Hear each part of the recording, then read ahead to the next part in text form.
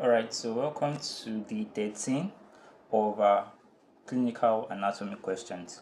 So let's go straight into the question. A 22-year-old man visits the clinic after noticing his right shoulder blade sticks out when he does push-ups. He reports a recent history of carrying heavy loads on his shoulder at a construction site.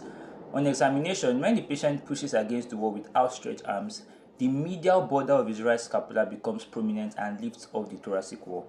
Which of the following nerves has most likely been injured? Okay, so this is quite familiar, right? When the medial border of the right scapula becomes prominent, is a case of what we call your winging of the scapula, right? Because there's a muscle that attaches the medial border of your scapula to the thoracic wall, and that muscle is called the serratus anterior muscle, right?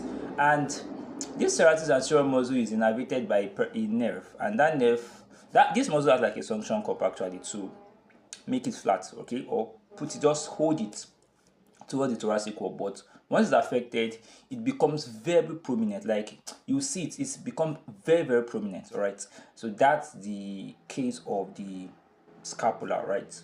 The scapular winging. So what nerve is injured? First one says dorsal scapular nerve.